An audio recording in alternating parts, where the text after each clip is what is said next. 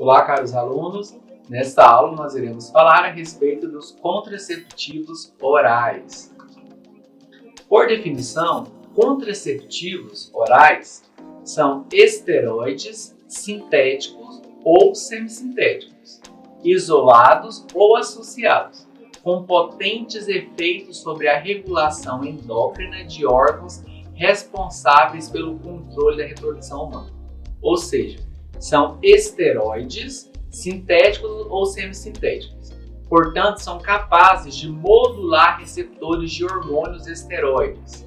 Tá? Podem ser encontrados, então, na forma de associações, como, por exemplo, a associação de um estrógeno com uma progestina, ou pode ser encontrado, então, isolados. Por exemplo, a contracepção contendo somente a progestina. Tá? Esses contraceptivos vão modular órgãos que são muito importantes no controle da reprodução humana. E a função do contraceptivo, como o próprio nome já sugere, é inibir a concepção. Modular, então, várias etapas do processo, então, a fim de que ele não ocorra. Nós compreendermos o mecanismo de ação desses agentes, nós vamos ter que rever, relembrar a função do eixo hipotálamo, hipófise, reprodução. Eixo hipotalâmico, hipofisário, reprodução.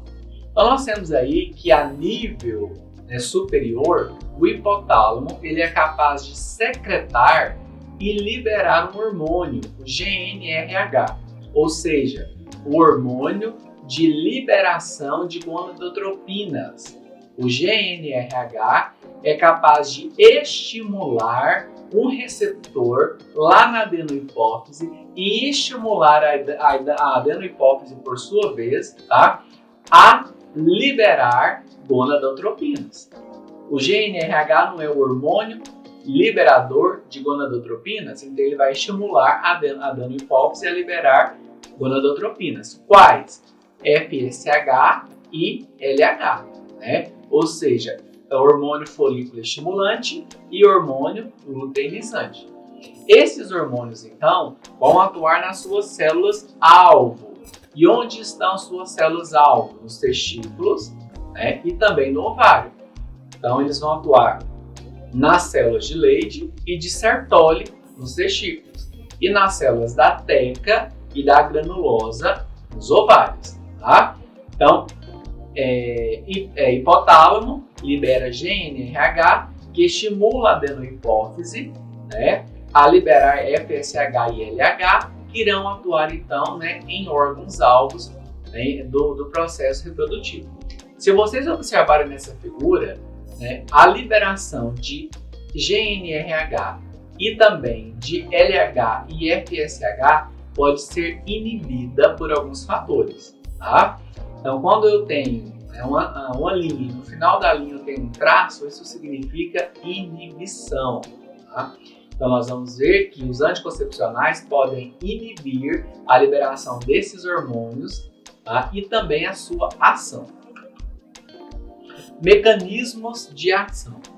Então, há uma somatória de mecanismos de ação para garantir, então, uma eficácia teórica de aproximadamente 99% quando são utilizados em combinação. Então, a eficácia teórica de um contraceptivo oral combinado é geralmente, então, uma progestina associada com um estrógeno é muito alta. Tá? Então, a nível de hipotálamo e de hipófise, nós vamos ver que eles vão ter ações. Então, são capazes de suprimir a ovulação, são capazes também de reduzir o transporte ovular nas tubas uterinas, também alteram o endométrio e dificultam a nidação. Então, alterações endometriais vão dificultar a nidação. Tá? Tornam mais espesso o muco cervical. Se esse muco cervical é mais espesso, isso vai dificultar a locomoção de espermatozoide. Portanto, vai evitar a penetração dos espermatozoides. Então vamos ver essas ações aqui. Ações hipotalâmicas. O hipotálamo então secreta em forma de pulso, de maneira pulsátil, GNRH, que por sua vez vai atuar na adenohipófise. A progesterona é capaz de produzir uma diminuição efetiva da frequência de pulso, então reduz a liberação hipotalâmica de GNRH. E os estrógenos não alteram a frequência de pulso de GNRH em mulheres com ciclo menstrual normal, mas diminuem, tá, nos casos de ausência prolongada de um ciclo menstrual, tá, ou então durante o uso contínuo de contraceptivos orais. Então são capazes de produzir essa ação durante o uso contínuo. Ações da hipófise. A hipófise libera LH e FSH. Então, a combinação, onde tem aí COC, né, entendam por contraceptivo oral combinado, estrógeno mais progestina, diminuição da sensibilidade da hipófise ao GNRH. Então, o GNRH, ele é um hormônio, ele ativa um receptor na adenohipófise. E esse receptor, então, é sensível ao hormônio hipotalâmico. Então, além, né, de reduzir a liberação do hormônio, a sensibilidade do GNRH, tá, é reduzida. Então, o seu receptor tem a sua sensibilidade reduzida, o que diminui a intensidade de efeito também. Que redução de efeito seria essa? Redução do estímulo para a liberação das gonadotropinas reduzidas.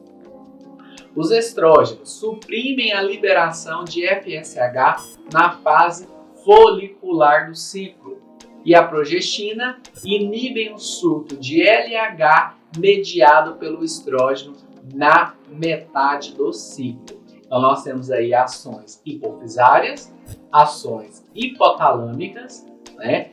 E também vimos algumas ações cervicais, como por exemplo, aumentar, né, o muco cervical, tornar ele mais espesso, causar alterações também lá no endométrio, que vão dificultar a anidação.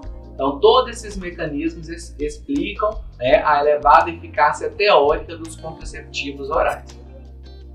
Nós podemos ver aqui, então, a ação dos contraceptivos orais, né, no desenvolvimento do folículo ovariano. Então, nós temos aí o desenvolvimento do folículo em duas situações diferentes. Em A, né, em um ciclo menstrual normal, ou seja, sem a interferência farmacológica, e em B, né, com a interferência farmacológica através do uso do anticoncepcional. Então, nós podemos observar, então, que o folículo ovariano em B então encontra-se adormecido. Por que isso aconteceu? A inibição da secreção hipofisária de FSH e LH. Eles não são, então, olha, hormônio folículo estimulante, hormônio luteinizante. Se não houve a liberação, né, das gonadotropinas, não houve também o desenvolvimento do folículo ovariano, tá? Através de um mecanismo de feedback negativo. O que é o feedback negativo? Um aumento da quantidade reduz a liberação, né? Então isso vai manter os óvulos adormecidos, impedindo a ovulação. Principais estrógenos sintéticos utilizados nas associações estrógeno mais progestina. Então nós temos o etinil-estradiol, né, e o mestranol, como principais estrógenos. Agora vamos ver as estruturas das principais progestinas sintéticas. Lembrando que os contraceptivos orais combinados são a combinação do estrógeno mais a progestina, mas também pode ter a contracepção somente com a progestina. Todas são potentes agonistas dos receptores de progesterona. Agonista, então, é um agente capaz de estimular o receptor e o estabilizar na conformação ativa, de forma semelhante que faria o ligante endógeno. Quando nós afirmamos que as progestinas sintéticas são agonistas de receptores de progesterona, elas vão produzir ações semelhantes ao hormônio progesterona. E nós vimos que a progesterona é capaz de produzir uma inibição da ovulação através de ações hipotalâmicas e hipofisárias. Então nós temos essas ações contraceptivas produzidas por esses agentes, tá? Então nós temos aqui acetato, né, de medroxiprogesterona, noretindrona, acetato de megestrol e acetato de noretindrona, tá? Pessoal, pode acontecer, né, uma atividade androgênica cruzada com essas progestinas. O que acontece? As progestinas podem ter afinidade, tá, com alguns receptores de andrógenos, por exemplo, testosterona, dihidrotestosterona, e ao ativar esses receptores de andrógeno, elas podem produzir atividade androgênica. Isso daí é um inconveniente da farmacoterapia. Então nós temos progestinas com maior e com menor atividade androgênica cruzada, tá? Nós temos aqui a noretindrona e o acetato de noretindrona tem uma menor atividade androgênica quando comparada, né, com as demais. Temos aí uma progestina de terceira geração. Essa tem uma reatividade cruzada ainda menor com os receptores de andrógeno. Compreende desogestrel, levonorgestrel, gestodemo e também norgestimata. Esquemas, né, de contraceptivos. Encontram-se disponíveis então no mercado vários esquemas que visam então, né, adequar as necessidades ao ciclo, né, de cada então mulher. Esquema clássico compreende então 21 dias de administração mais 7 dias com placebo. É o esquema 21-7, 21 dias da administração da substância ativa, que seria o que? O estrógeno mais a progestina, mais 7 dias da ausência desse fármaco no organismo, sendo administrado somente o placebo, né? Ou então, tem ainda a possibilidade de a mulher utilizar 21 dias, contar 7 dias sem utilizar e voltar a utilizar novamente. Ou seja, o esquema ainda seria o mesmo, só que nesse caso não teria 7 dias de administração com placebo, só teria os 21 dias da administração do contraceptivo, tá? Então, esse esquema clássico vai produzir uma simulação fisiológica do corpo lúteo, ou seja, vai promover a descamação do endométrio, vai produzir o que? A menstruação, né, durante então a administração do esquema, né? Outras opções: 84 dias do estrógeno mais a progestina, mais 7 dias do placebo. Então, nesse esquema, nós temos um período maior, um período sustentado da administração do estrógeno, do contraceptivo, juntamente com a progestina. A característica, né, desse tipo de esquema é que é possível, às vezes, se obter ciclo menstrual mais regular, né? Então, isso permite reduzir também a quantidade de ciclo menstrual por ano, né? Pode ser possível obter 4 ciclos menstrual por ano, administrando de maneira prolongada o hormônio. Temos também um outro esquema, 24 mais 4, 24 dias de administração do contraceptivo, mais 4 dias de placebo. Qual que é a vantagem desse esquema?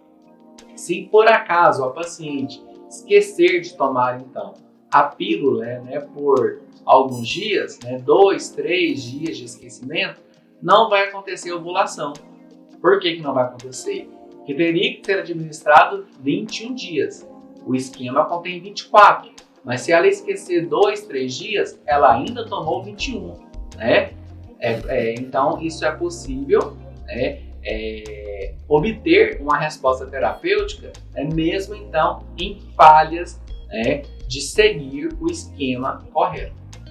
A administração de progestina inibe o crescimento proliferativo do endométrio. A progestina, então, ao inibir o crescimento do endométrio, vai levar a uma menor perda de sangue. Portanto, vai se produzir ciclos menos intensos e mais regulares.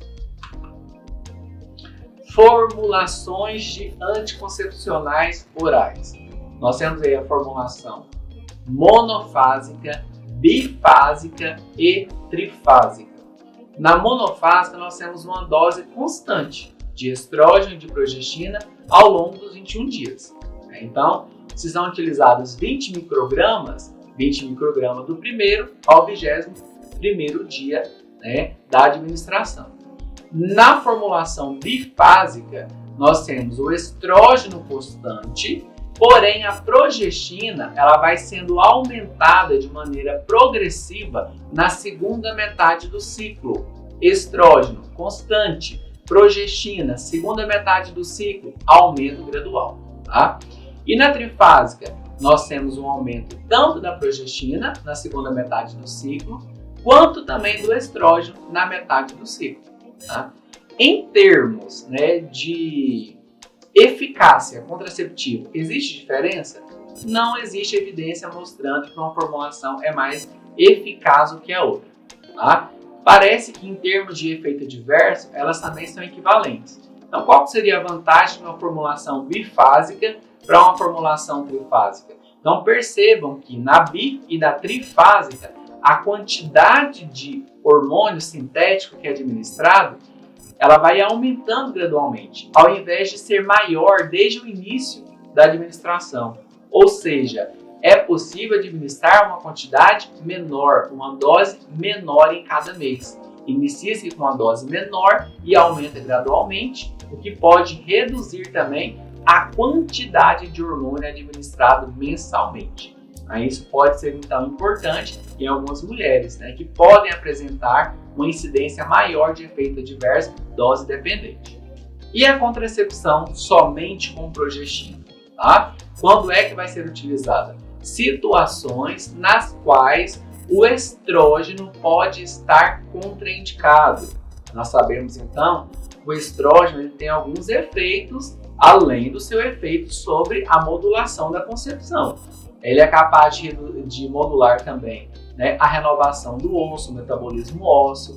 Né? Ele é capaz também de estimular o desenvolvimento de alguns tecidos. Ele é capaz de aumentar a atividade mitótica de alguns tecidos. Né? Ele contribui aí também, né, para a taxa de proliferação do tecido mamário, do endométrio. Daí, em algumas mulheres, esta ação é totalmente contraindicada, inconveniente ou pode gerar alguns prejuízos, de modo que a contracepção só com progestina pode ser o mais conveniente. Mecanismo de ação da progestina: alteram a frequência de pulso de GNRH, né? Ou seja, afeta a liberação hipotalâmica do GNRH e diminui também a responsividade da adenohipófise ao hormônio. Libera-se menos hormônio e o hormônio liberado ainda tem uma menor ação, porque a sensibilidade da adenohipófise ao hormônio hipotalâmico foi reduzido também, o que irá reduzir a liberação de LH e FSH, que por sua vez irá produzir, né, uma alteração, irá afetar o desenvolvimento do folículo ovariano. Minipílula, nós temos em minipílula contendo norgestrel e noretindrona, ou seja, é uma contracepção só com progestina? Sim, porém uma contracepção combinada de duas progestinas. Então, é possível combinar progestinas diferentes em uma mesma formulação. Temos uma injeção também trimestral de acetato de medroxiprogesterona. Essa injeção, ela permite, né, que durante esse período de 3 meses, as concentrações, então, de fármaco no organismo sejam suficientes para inibir a contracepção. Então, existem formulações, né, que, devido à sua característica, à sua lipossolubilidade, podem se acumular no tecido adiposo, né, e daí ela é liberada gradativamente. Uma inconveniente, uma vantagem da formulação trimestral é que não é mais necessária a administração diária. Então evita, né, às vezes falha na contracepção por esquecimento. Porque, né, ao alterar a frequência posológica para 3 meses, melhora então a adesão, né, ao tratamento. a adesão então ao uso. Contracepção da manhã seguinte, também chamado de pílula da manhã seguinte ou contracepção de emergência. Lembrando que essa tem que ser utilizada quando há uma falha ou uma não utilização dos mecanismos de barreira. Então, quando houve uma falha no uso do contraceptivo oral combinado, de uso regular, ou quando não se utilizou um método de barreira, né? Lembrando que não deve ser utilizada com frequência, porque utiliza-se uma alta dose de progestina. Isso tem algumas consequências. Se utilizados, então, de maneira rotineira, essas consequências são maiores. Então, o paciente tem que ser orientado, né, com relação a isso. Levonorgestrel oral, 0,75 mg. Olha, nas pílulas de contraceptivo oral combinado de uso diário, a concentração de progestina pode ser da ordem de microgramas. Aqui nós estamos falando de miligramas, então uma dose bem maior. Levonorgestrel oral 0,75 mg, mais eficaz e com menor incidência de efeito adverso, muito utilizado na contracepção de emergência. Mecanismo de ação: bloqueia o surto de LH, do hormônio luteinizante, promove também a alteração no endométrio, que vai dificultar a implantação, que também vai aumentar a eficácia contraceptiva. Maior efetividade se administrado até 120 horas após, então, a relação. Por quê? Porque a contracepção da manhã seguinte, ela é eficaz, mas a sua eficácia ela é reduzida, quanto mais se demora para administrar. Por quê? Porque pode ser que após um período prolongado de tempo, após então a relação sexual, alguns mecanismos já aconteceram. Há mecanismos então que não podem mais ser revertidos por esse método contraceptivo, tá bom? E pode, em alguns casos, dependendo da formulação, ser repetido após 12 horas, mas há formulações que é dose única também. Efeitos adversos. Os efeitos adversos contraceptivos são muito discutidos mesmo, e por algumas mulheres ele é até intolerável, inaceitável, e elas buscam então alternativas. Mas nós vamos ver que, de modo geral, se bem utilizados, os benefícios superam então os efeitos adversos. Mas de efeito adverso nós podemos citar trombose venosa, ou seja, a formação de trombos. Os vasos expressam receptores para estrógeno e progestina. Portanto, os vasos sanguíneos são sensíveis à ação hormonal. Que ações são essas? Estrógeno e progestina podem aumentar os fatores de coagulação, ou seja, estimulam os fatores pró-coagulantes, que vão estimular a coagulação do sangue. Por exemplo, fibrinogênio, o fator 7, fator 8, 9, 10, 12, tá bom? Fator 13. Além de aumentar os fatores de coagulação, eles podem produzir também uma redução dos inibidores naturais da coagulação. Ou seja, fatores que iriam inibir a coagulação serão inibidos. A inibição da inibição resulta em estimulação. Então, se o fator iria inibir a cascata da coagulação e a sua ação for inibida, ele não mais inibirá. Então, a cascata irá acontecer. Então, por exemplo, seria a proteína S e a antitrombina, que são inibidas pelos contraceptivos, que a sua ação é inibida, o que estimula ainda mais a coagulação do sangue. Portanto, eles produzem um efeito pró-coagulante. Porém, o efeito pró-coagulante leve, tá? Se a mulher apresenta outros fatores que predispõem a risco de trombose venosa, por exemplo, história pregressa de trombose venosa, história familiar, ou se ela possui alguns hábitos que aumentam o risco desse evento, tem mais de 35 anos, é fumante pesada, então é um evento considerável. Se ela faz uso também de alguns anti-inflamatórios não esteroidais seletivos para COX-2, como é o caso da celecoxib, por período prolongado, o celecoxib também pode aumentar o risco, né, de eventos trombóticos pelos seus efeitos vasoclusivos. Ele é capaz de estimular a agregação plaquetária e também vasoconstrição. Então, esse efeito adverso ele tem que ser analisado individualmente, observando os outros fatores também que a mulher tem, né, de esse efeito acontecer em maior ou menor risco, né? Câncer de mama, há uma discussão. Eles produzem aumento ou redução da incidência? Tá?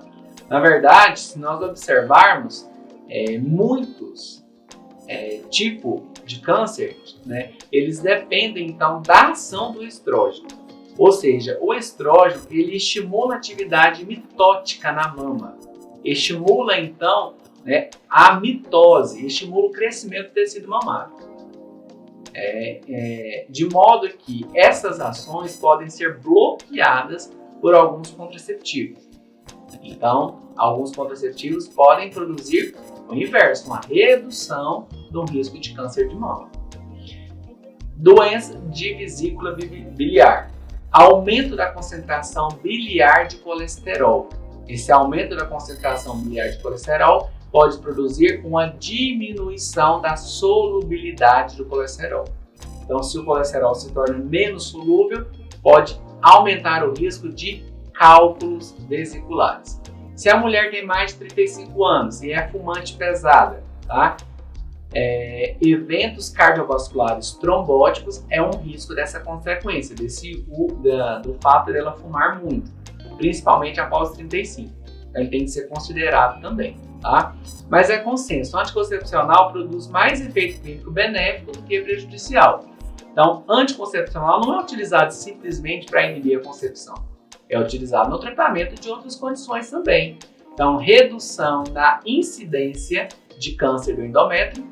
Por quê? Porque a progestina reduz o crescimento do endométrio, reduz a proliferação endometrial, tá? E também redução na incidência de câncer de ovário.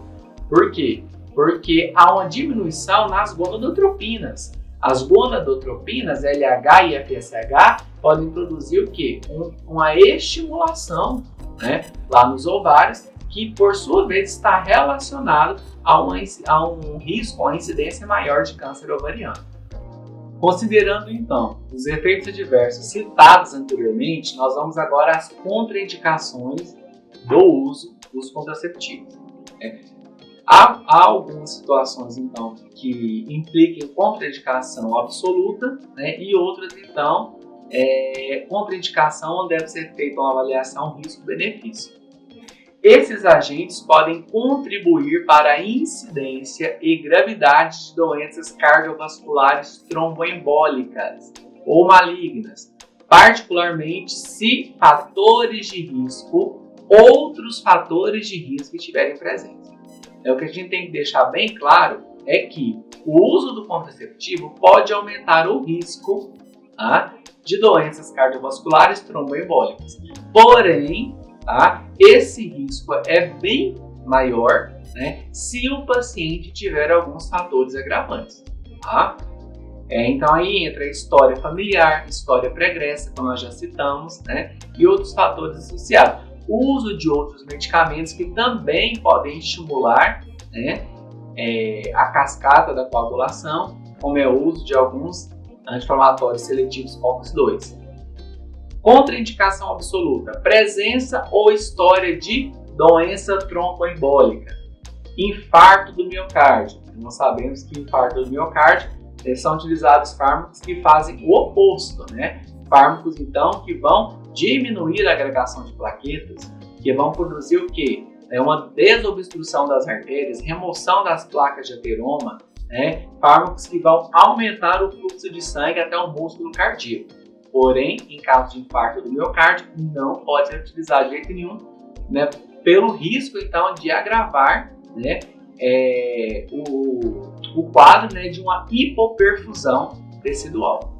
Doença coronariana, né, também não pode, devido ao risco então de causar efeitos deletérios sobre então o músculo inervado pela coronariana, sobre o músculo cardíaco. Carcinoma de câncer de mama conhecido ou suspeitado, também não pode. Gravidez conhecida ou suspeitada, sim, durante a gestação, o uso é contraindicado. Tumores hepáticos passados, presentes ou comprometimento da função hepática. E mulheres com mais de 35 anos que são fumantes pesados. Quando escolhe, então, por utilizar o agente? Então, quais preparações utilizar? Escolha das preparações contraceptivas. O tratamento deve começar com a dose mínima de esteroide necessária para produzir a contracepção ou o outro efeito terapêutico desejado. Tá? Então, a menor dose ativa, a concentração efetiva mínima, a fim de minimizar os efeitos adversos também. Tá? Então, não há uma regra geral, uma regra rígida, enfaixada, que tem que ser aplicada a todo paciente. Depende. Por exemplo, o estrogênio, a dose média oscila aí, 50 microgramas de estrogênio por unidade posológica. Se a mulher, então, se a paciente apresenta baixo peso, tá? Então nós podemos utilizar aí aproximadamente 20 microgramas, de estrogênio. Geralmente a dose inicial média oscila entre 30 e 35 microgramas de estrogênio. Com relação à progestina, a escolha será influenciada por alguns aspectos relacionados principalmente à progestina em questão. Por exemplo, qual que é a atividade androgênica dessa progestina? Quanto maior a atividade androgênica, mais inconveniente ela será. Ganho de peso, então a progestina consegue estimular mais o ganho de peso. Efeito muitas das vezes indesejado pelas mulheres. Acne em virtude do aumento das secreções das glândulas sebáceas. Olha, a glândula sebácea, o folículo, então, ele mediante a ação de andrógenos tem a sua atividade aumentada. Nós sabemos que os andrógenos podem aumentar a produção de sebo, tá, a partir das glândulas sebáceas e estimular então a comedogênese, contribuir para um aumento da comedogênese. Então, a ação da glândula sebácea é hormônio dependente, é andrógeno dependente. Se a progestina tem uma atividade sobre receptor de andrógeno, há um risco então de desenvolvimento de acne maior. Benefícios do tratamento. Então, pode-se observar redução da incidência de câncer de ovário e de endométrio em 6 meses de uso. Após 2 anos de uso, a redução na incidência pode chegar a 50%. Por quê? Nós já vimos então que as progestinas vão fazer oposição ao crescimento do endométrio. Tá? E vão também diminuir a ação das gonadotropinas no ovário. Então isso reduz a incidência do câncer ovariano e de endométrio. O efeito protetor persiste por até 15 anos após a interrupção do uso. Nós sabemos então que ao modular receptores hormonais, o efeito tardio pode permanecer no organismo mesmo após o desaparecimento do fármaco da circulação. Isso é tão verdade que algumas mulheres que utilizam por período prolongado, às vezes, mesmo quando suspendem o uso, ainda tem dificuldade para engravidar, devido a uma ação sustentada mesmo após a interrupção do uso. Outro benefício, diminuição de cistos de ovário, porque reduz a liberação de hormônios pela adenohipófise, que vão produzir uma ação estimulante. Benefício relacionado à menstruação. Deixa a menstruação mais regular, levando a uma menor perda de sangue e podendo também contribuir para uma redução da frequência de dismenorreia, ou seja, cólica menstrual. Então, os contraceptivos não são utilizados somente para inibir a contracepção, para regulação do ciclo menstrual, para tratamento de algumas condições, como por exemplo a síndrome do ovário policístico, para reduzir também a frequência, a incidência de cólicas menstruais também. Vamos agora ver alguns processos fisiopatológicos que resultam então de um desequilíbrio né, de uma ruptura, de uma disfunção no eixo hipotálamo, hipófise e reprodução. Esses processos também podem ser tratados, modulados com alguns contraceptivos orais. Então nós vamos ver como que esse equilíbrio pode ser rompido. Por exemplo, eu tenho aqui a ruptura do eixo hipotálamo, hipófise, reprodução, levando a algumas consequências. Síndrome do ovário policístico.